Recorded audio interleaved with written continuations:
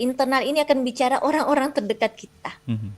Misalnya keluarga, ekspektasi keluarga gitu ya, tuntutan keluarga. Misalnya dia sebagai seorang suami gitu ya, dan dia sebagai tulang punggung, anaknya ada 5, istrinya hanya ibu rumah tangga gitu ya. Nah, rentan enggak untuk itu?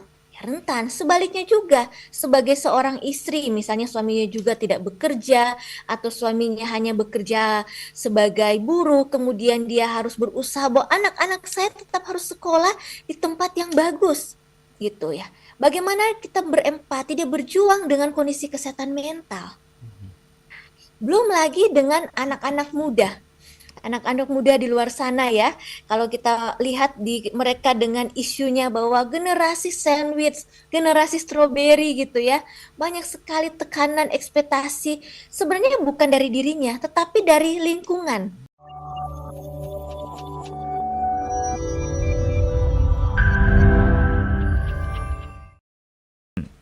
Kalau kita bicara tentang mental health, masalah kesehatan mental di tempat kerja, mungkin Mbak Hana bisa share kepada kami nih, kepada sahabat-sahabat Sonora, kepada para viewers kita, ada klasifikasinya nggak Mbak? Macam-macamnya apa atau jenis-jenisnya apa saja yang perlu kita pahami dan kita waspadai nih, isu kesehatan mental di tempat kerja ini Mbak Hana? Oke ya, baik. Terima kasih Mas Yudi. Kesehatan mental di tempat kerja ya. Kalau menurut saya isu mental health ini di tempat kerja adalah isu yang sangat penting. Makanya mungkin dunia ya Mhm. pada hari ini mengangkat bahwa kesehatan mental diharapkan atau sebaiknya sudah menjadi sebuah prioritas juga gitu. Karena semakin banyak yang kita ketahui yang terlihat di media sosial, semakin banyak kasus Mhm. gitu ya. Betul. Ada di Indonesia tapi juga ada di luar. Kita nggak usah jauh-jauh dulu ke luar negeri gitu ya.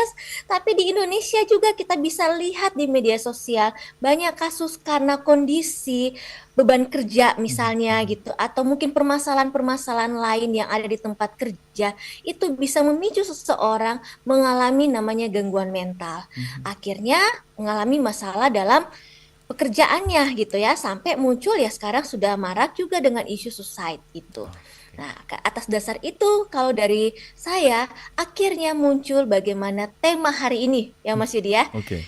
Kesehatan mental menjadi sebuah prioritas. Nah, kita bicara tentang masalah-masalah apa sih yang ada dalam pekerjaan ya. Mhm. Kita bicara tentang kesehatan mental. Setiap kita, nah mungkin juga saya tanya balik ke Mas Yudi nih gitu ya, Oke. Oke. pernah nggak gitu mengalami masalah kesehatan mental di tempat kerja gitu? Pasti pernah Mbak.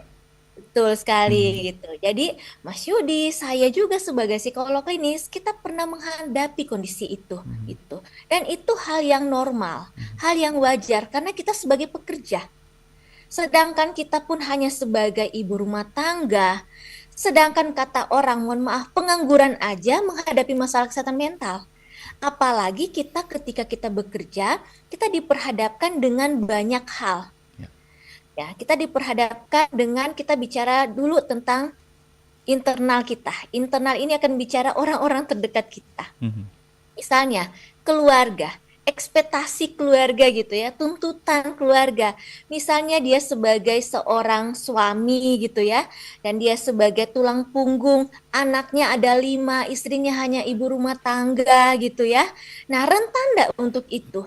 Ya, rentan. Sebaliknya juga, sebagai seorang istri, misalnya suaminya juga tidak bekerja, atau suaminya hanya bekerja sebagai buruh, kemudian dia harus berusaha bahwa anak-anak saya tetap harus sekolah di tempat yang bagus, gitu ya. Bagaimana kita berempati, dia berjuang dengan kondisi kesehatan mental. Belum lagi dengan anak-anak muda.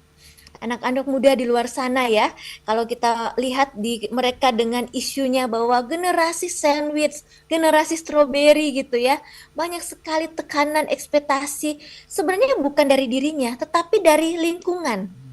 Lingkungan siapa? Media sosial deh gitu. Ya kan? Mhm. Wah, baru kerja gitu. Kalau temannya baru kerja langsung kan video, baru kemudian nah video baru kemudian tempat kerjanya di lantai berapa? Wah, mulai dibuat. Sedangkan dia mungkin hanya bekerja di rumah gitu. Nah, respon dia kan bisa berbeda-beda. Nah, ini bisa mempengaruhi kondisi kesehatan mentalnya. Atau sebaliknya, gitu.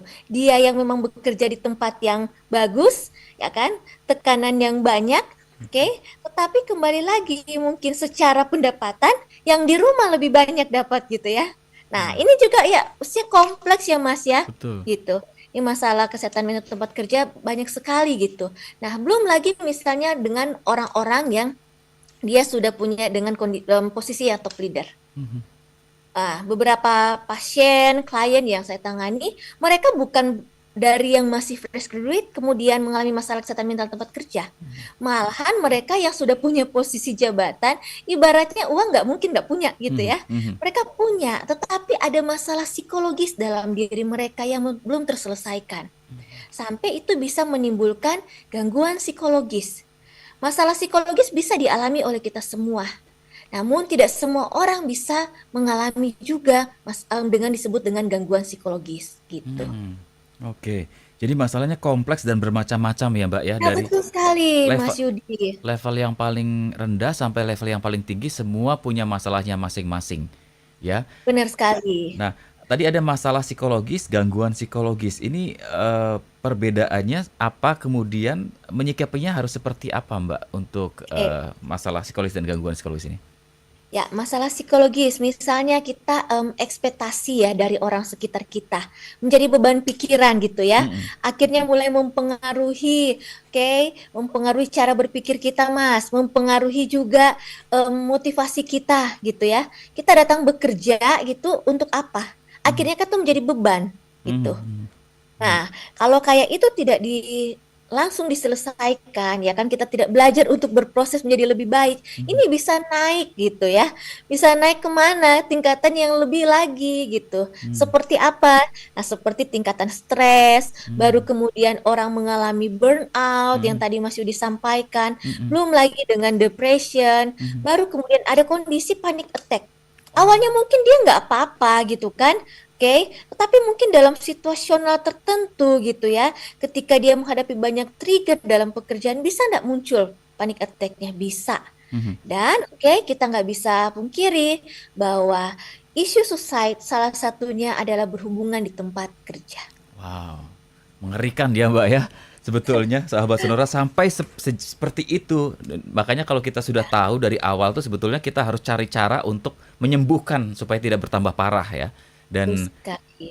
dan ini penting sahabat Sonora. Tadi persoalan sosial media. Memang kadang-kadang ada pepatah mengatakan bahwa rumput tetangga tuh lebih hijau ya, Mbak Hana.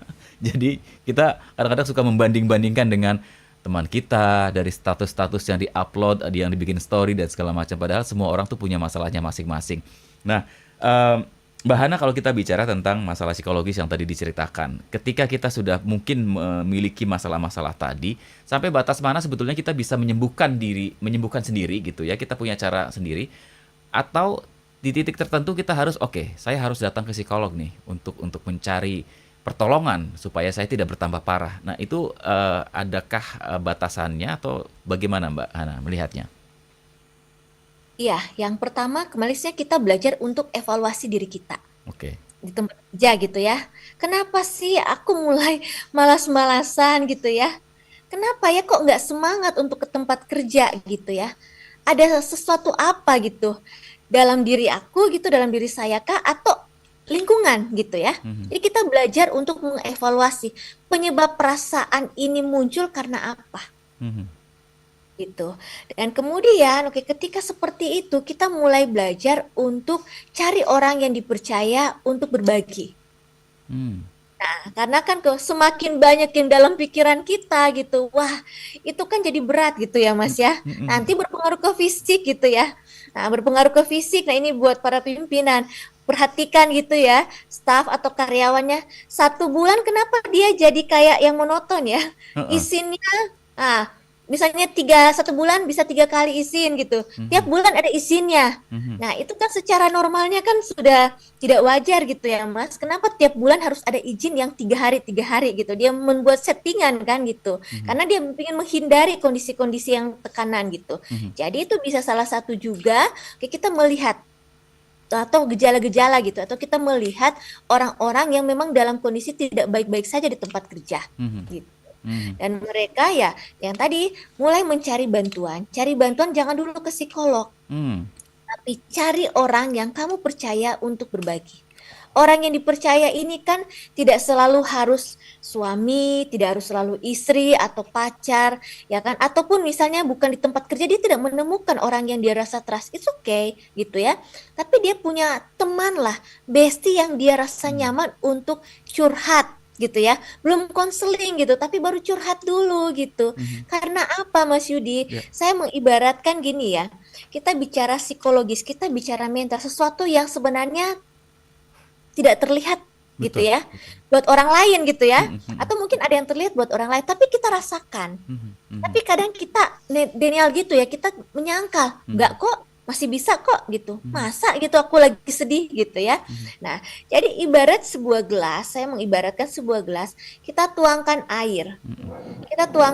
kita tidak melihat ternyata airnya sudah full. Oh, Nah, bisa kena ke diri kita nggak? Bisa dong, betul. gitu ya. Basah baju gitu kan. Terus kemudian ada di air tersebut, tuh gelas tersebut ada di meja. Bisa kena nggak ke orang lain? Mhm. Bisa. Nah, inilah ibaratnya berhubungan dengan kondisi psikis. Mmm. Kadang tidak terlihat secara kasat mata, tetapi kita merasakan. Mhm. Nah, makanya sebelum air ini full gitu ya, Mas ya, Mhm yuk pelan-pelan kita mulai tuangkan gitu ya.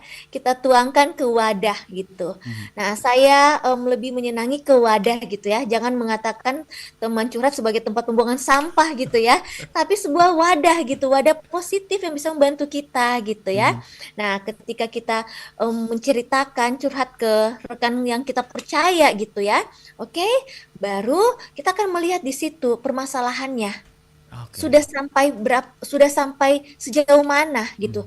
Baru kemudian sudah berapa lama dia merasakan kondisi tidak nyaman. mhm mhm Terus dampaknya sudah bagaimana? Sudah berdampak lebih ke dirinya, sudah apakah sudah mohon maaf, mhm apakah dia memang sudah sampai tidak masuk 3 bulan gitu mhm ya, mhm atau mungkin perasaannya mulai muncul dengan isu self harm, suicide mhm dan lain-lain. mhm mhm. Oke, beranikan diri untuk mengunjungi tenaga profesional seperti psikolog klinis. Oke. Because you are not alone gitu. Saya Ya. selalu mengatakan bahwa kamu tidak sendiri gitu ya. Mhm mhm Ada tenaga profesional yang bisa membantu. Tapi pertama beranikan diri dulu mhm gitu. mhm mhm. Itu sih Mas. Wah. Dan menghilangkan gitu ya, Mhm labeling gitu ya. mhm Karena kembali lagi sama seperti dengan kesehatan fisik. mhm Oke, hari pertama sakit kepala ya udah mhm istirahat gitu ya. mhm Hari kedua gitu ya, minum obat gitu ya, beli di mana gitu ya Mas ya. mhm Kok sudah berturut-turut nih 3 hari gitu ya? Kenapa ya? mhm. Sudah nggak sembuh-sembuh nih sakit kepala. Baik. Apa Oke yang kita lakukan?